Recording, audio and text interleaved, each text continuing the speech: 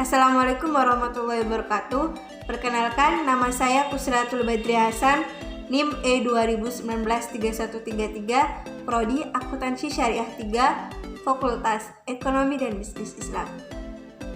Di sini saya akan memenuhi tugas dari Bapak Dosen Abdul Wadud Nafis, LC MEI, yang dimana saya akan memberikan sedikit tanggapan dari penjelasan beliau. Selaku dosen pengampu mata kuliah pengantar ekonomi makro Islam. Pasti kalian tidak asing lagi dengan kata ekonomi. Yaps, benar sekali, kata ekonomi sering kita dengar di berbagai tempat seperti sekolah dasar ataupun di tempat-tempat lainnya. Di sini saya akan menjelaskan sedikit apa itu ekonomi. Ekonomi berasal dari bahasa Yunani, yaitu oikos dan nomos. Oikos adalah rumah tangga, sedangkan nomos adalah aturan, tatanan, dan hukum. Jadi bisa kita kesimpulkan bahwa ekonomi adalah suatu pengelolaan pada rumah tangga. Pada ekonomi juga kita diajarkan untuk bagaimana mengatur pendapatan rumah tangga individu dan bagaimana cara mengelolanya. Selanjutnya, ilmu ekonomi. Ilmu ekonomi adalah ilmu yang membahas atau menjelaskan tentang tingkah laku, perilaku manusia. Contohnya saja seperti seorang ibu rumah tangga yang memiliki keterbatasan dalam dana. Tapi bagaimana dia bisa mencukupi kebutuhan rumah tangga tersebut? Adapun pembagian ekonomi ada 3, yaitu deskriptif, terapan, dan ekonomi teori. Deskriptif adalah kajian yang memaparkan secara apa adanya tentang kehidupan ekonomi suatu daerah atau negara pada masa tertentu. Pada ekonomi ini, kita disuruh menjelaskan ataupun menceritakan bagaimana perekonomian dalam suatu daerah tersebut. Yang kedua, terapan. Cabang ilmu yang membahas secara khusus tentang teori ekonomi dalam suatu rumah tangga produksi. Pada ekonomi ini, kita disuruh menjelaskan tentang bagaimana sebuah perusahaan menerapkan sistem ekonominya, sistem produksinya, dan bagaimana cara menjualnya. Yang terakhir, ekonomi teori.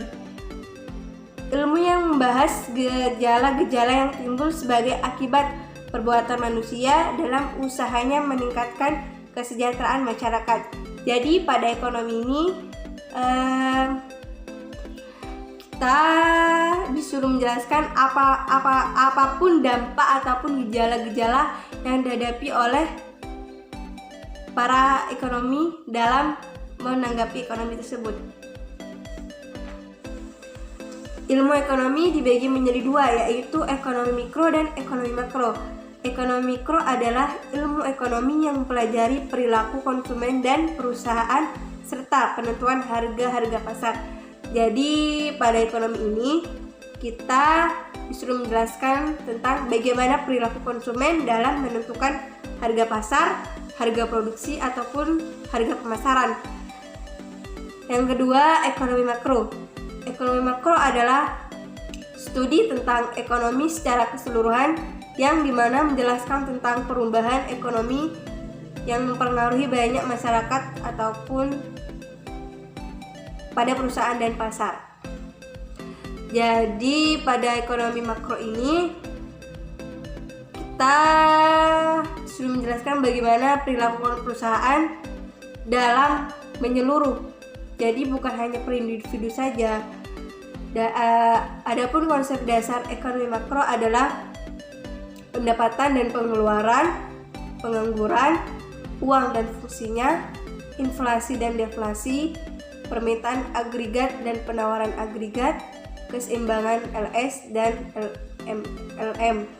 Bisa kita simpulkan LS itu pasar barang, sedangkan LM itu pasar uang.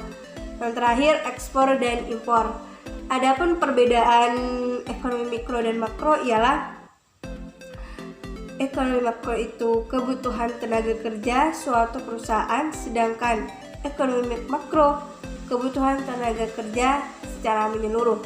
Jadi bisa kita lihat ya teman-teman bahwa perbedaan ekonomi mikro dan makro sendiri itu ekonomi mikro itu per individu, sedangkan ekonomi makro itu menyeluruh. Jadi misalkan di dalam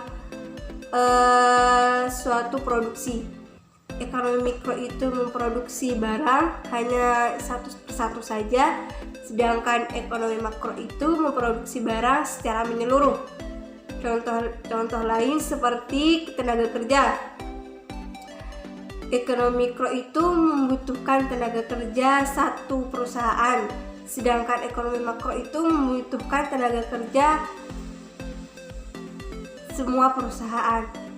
Jadi kesimpulannya yaitu ekonomi makro adalah sebuah ilmu yang perlu dipelajari agar kita memahami tentang suatu perekonomian negara secara menyeluruh, sehingga kita dapat memahami pemahaman tentang ekonomi makro itu sendiri.